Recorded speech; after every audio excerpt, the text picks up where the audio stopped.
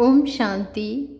7 अप्रैल 1981 की अव्यक्त वाणी का टॉपिक है मनन शक्ति द्वारा सर्व शक्तियों के स्वरूप की अनुभूति। मनन शक्ति द्वारा सर्व शक्तियों के स्वरूप की अनुभूति। आज बाप दादा अपने सर्वकल्प पहले वाले सिकी लदे बच्चों को देख हर्षित हो रहे हैं। आज बाप दादा अपने सर्वकल्प पहले वाले सिकी लधे बच्चों को देख हर्षित हो रहे हैं। जैसे बाप अति स्नेह से बच्चों को सदा याद करते हैं, वैसे ही बच्चे भी सदा बाप को याद करने व बाप की श्रेष्ठ मत पर चलने में दिन रात लगे हुए हैं। जैसे बाप अति स्नेह से, अंडरलाइन करें, जैसे बाप अति स्नेह से बच्चों को सदा याद करते हैं, वैसे ही बच्चे भी सदा बाप को याद करने व बाप की श्रेष्ठ मत पर चलने में दिन रात लगे हुए हैं। बाप दादा बच्चों की लगन, बच्चों की दिल व जान, सिख व प्रेम से सदा सेवा में लगन देख सदा ऐसे बच्चों को आफरीन देते हैं। बच्चों का भाग्य के पीछे त्याग देख बाप दादा सदा त्याग पर मुबारक देते हैं। बच्चों का भाग्य के पीछे त्याग देख बाप दादा सदा त्याग पर मुबारक देते हैं। सर्व बच्चों का एक ही संकल्प बाप को प्रत्यक्ष करने व स्वयं को संपन्न बनाने का, यह भी देख बाप दादा खुश होते हैं।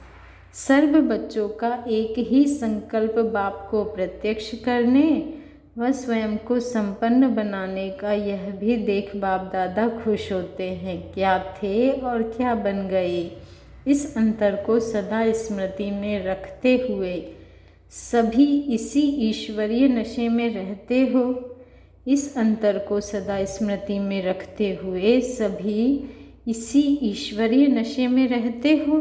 इसको देख बाप दादा भी फखुर से कहते हैं, क्या कहते हैं, वाह संगम युगी बच्चे वाह, इतने तकदीरवान जो अब लास्ट जन्म तक भी आपके तकदीर की तस्वीर मस्तक में महिमा द्वारा, मुख में गीतों द्वारा और हाथों में चित्र द्वारा, नैनों में स्नेह द्वारा तकदीर की तस्वीर खींचते रहते हैं। बाबा ने कहा, इतने तकदीरवान जो अब लास्ट जन्म तक भी आपके तकदीर की तस्वीर मस्तक में महिमा द्वारा, मुख में गीतों द्वारा, हाथों से चित्रों द्वारा और नैनों में स्नेह द्वारा तकदीर की तस्वीर खींचते रहते हैं। अब तक भी आपके श्रेष्ठ आत्माओं के शुभ घड़ी को याद कर रहे हैं। अब तक भी आप श्रेष्ठ आत्माओं के शुभ घड़ी को याद कर रहे हैं कि फिर से कब आएंगे, फिर से कब आएंगे, आह्वान की धूम मचाए हुए हैं। ऐसे तुम तकदीरवान हो जो स्वयं बाप भी आपके तकदीर के गुण गाते हैं। बाबा ने क्या कहा कि ऐसे तुम तकदीरवान हो जो स्वयं बाप भी आपके तकदीर के गुण गाते हैं। अंतिम जन्म तो आपके चरणों को भी पूजते रहते हैं। सिर्फ आपसे क्या मांगते हैं कि अपने चरणों में ले लो। क्या मांगते हैं कि अपने चरणों में ले लो।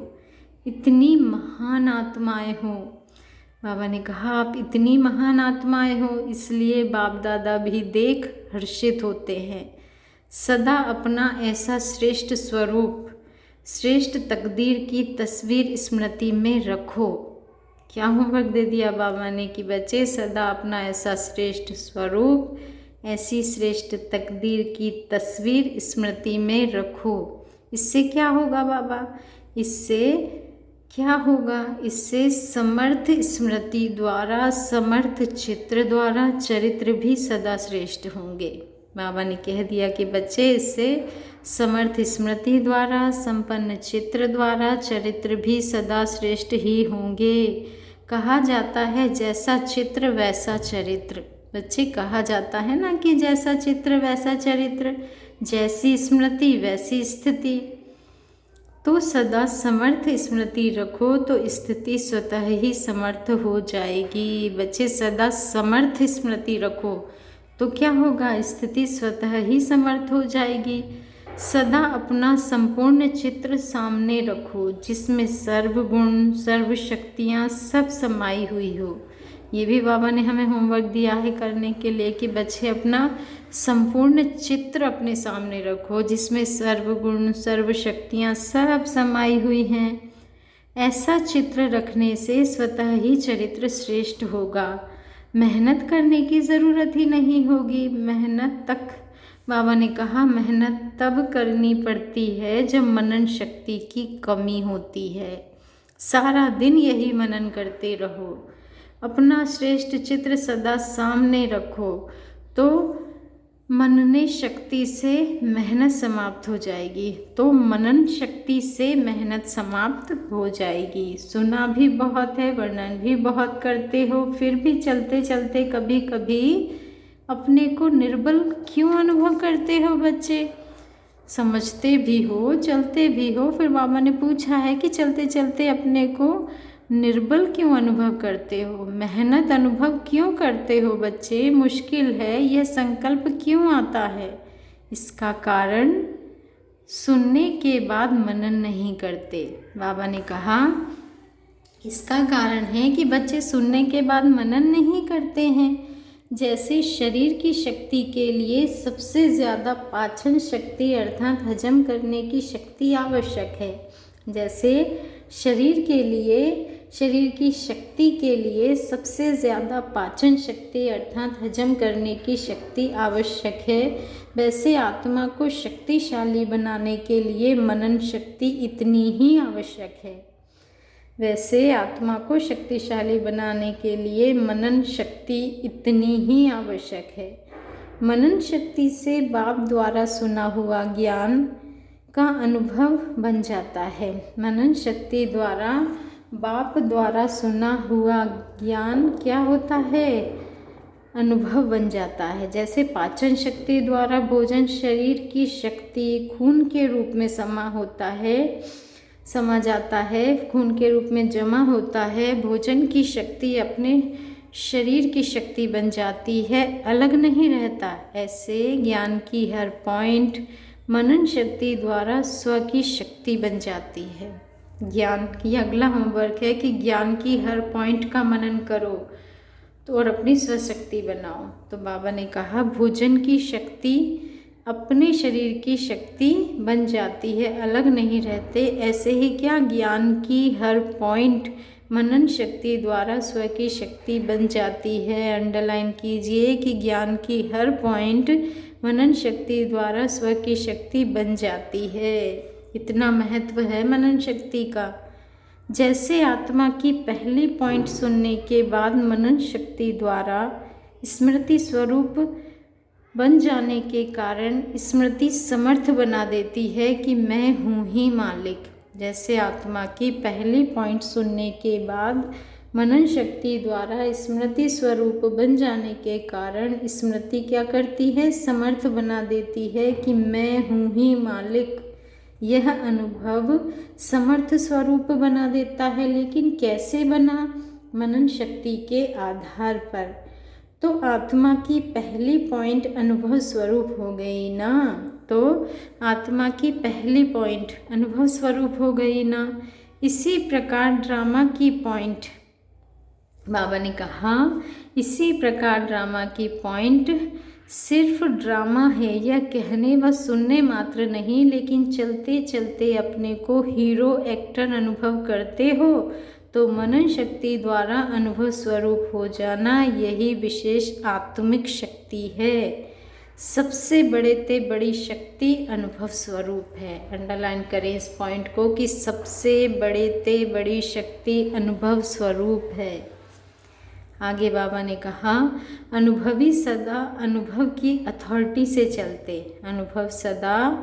अनुभवी सदा अनुभव की अथॉरिटी से चलते। अनुभवी कभी धोखा नहीं खा सकते। अनुभवी किसी के डगमग करने से, सुनी सुनाई बातों से विचलित नहीं हो सकते। अनुभवी का हर बोल 1000 शब्दों से भी ज़्यादा मूल्यवान होता है। अनुभवी सदा अपने अनुभवों के खजाने में मगन रहते हैं, अर्थात सदा सागर के तले में खजानों से संपन्न रहते हैं।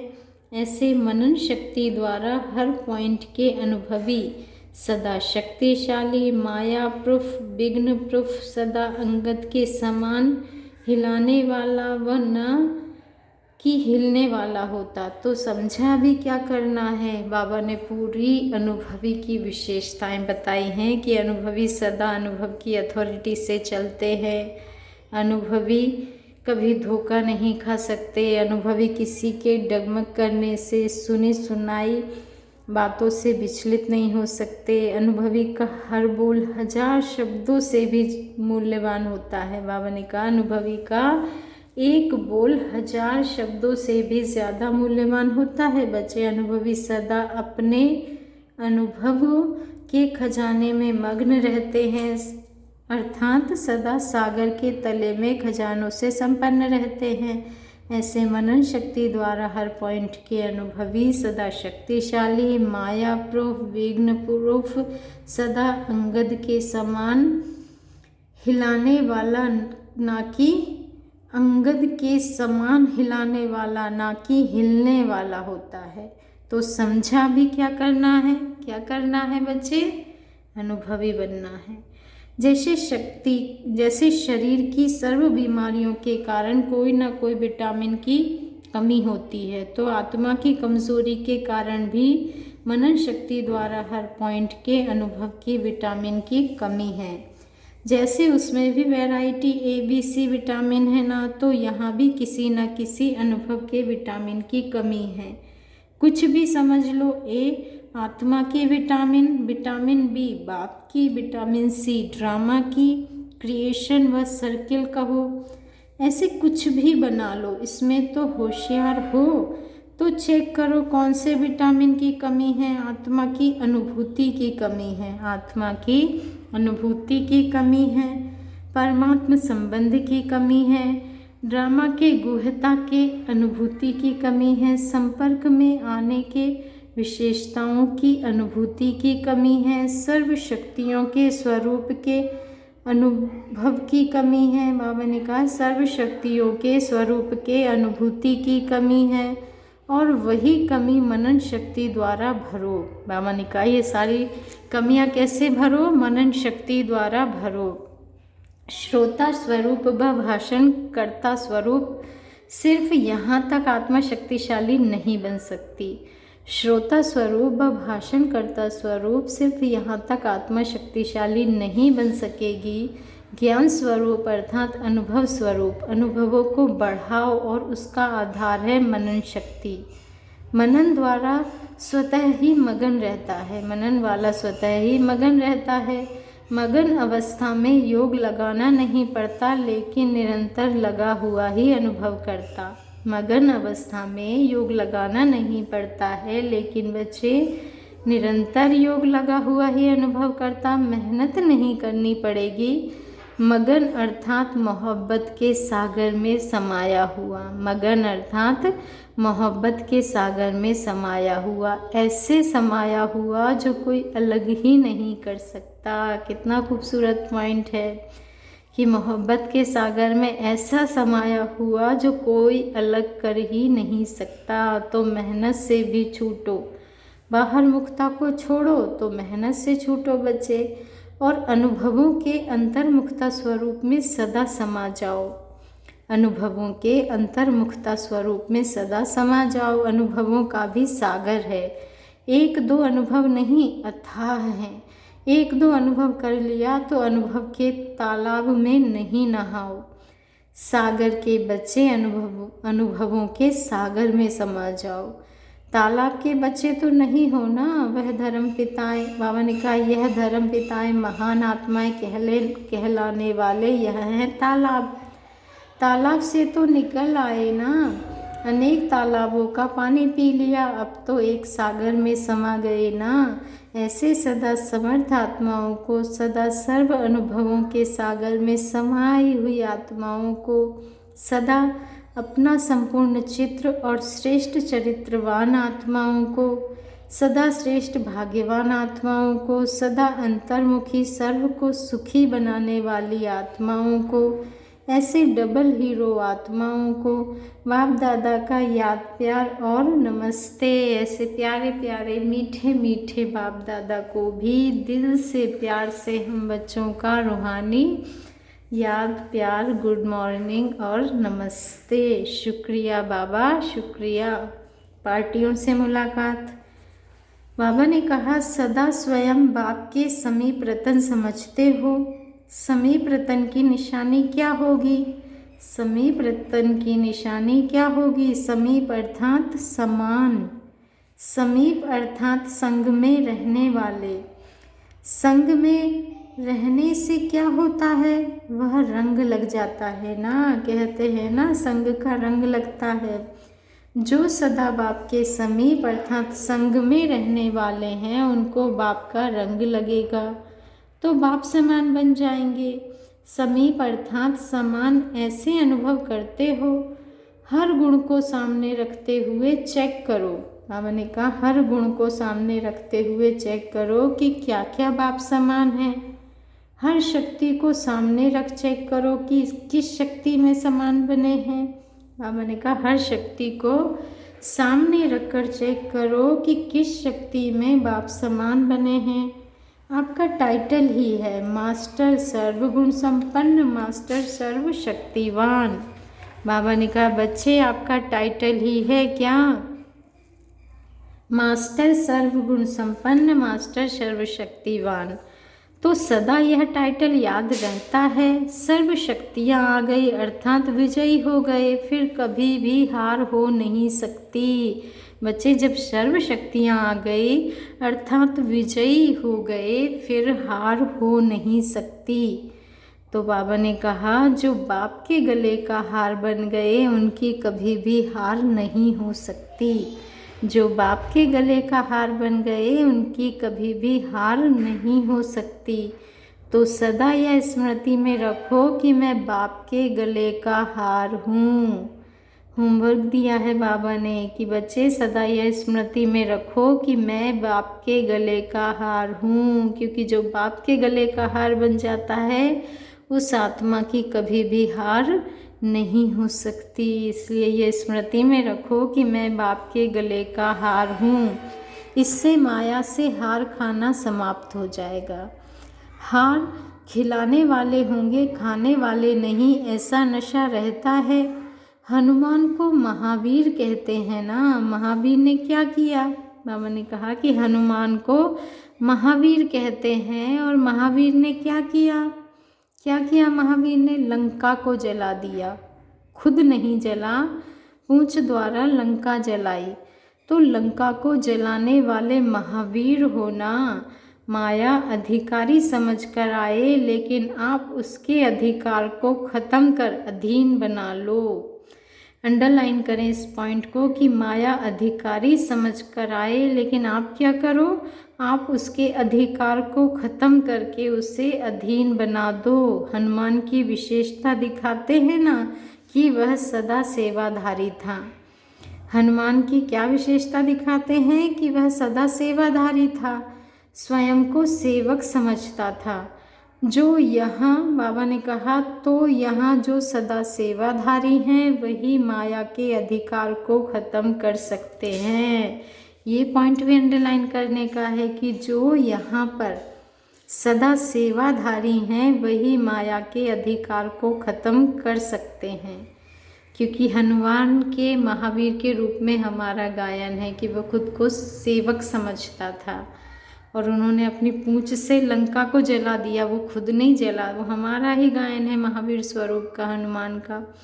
तो बाबा ने यही बताया है कि जो यहाँ खुद को सेवाधारी समझते हैं वही माया के अधिकार को ख़त्म कर सकते हैं।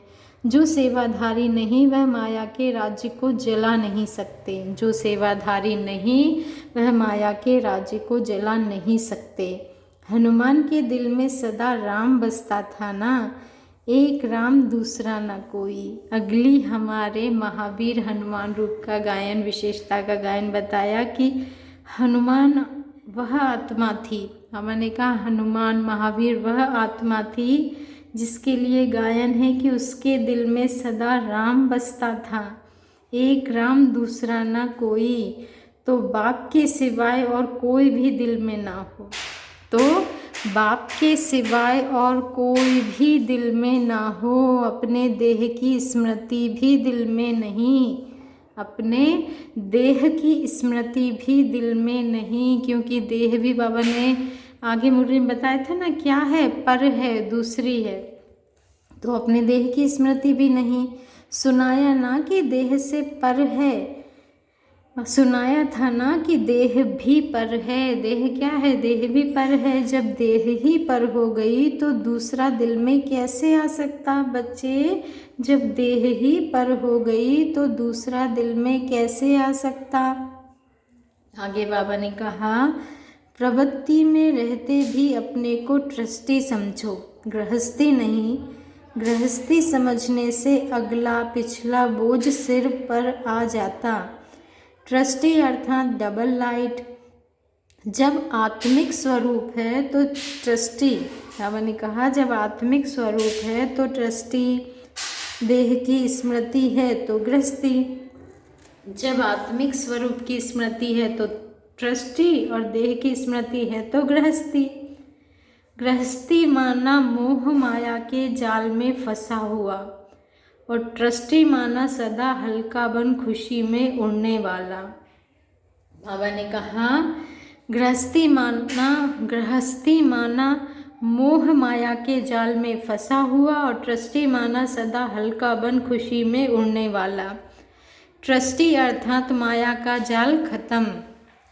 ट्रस्टी अर्थात माया का जाल खत्म। अच्छा, ओम शांति। शुक्रिया बाबा, शुक्रिया आपका, बहुत बहुत तहे दिल से प्यार से शुक्रिया बाबा, शुक्रिया। अच्छा, ओम शांति।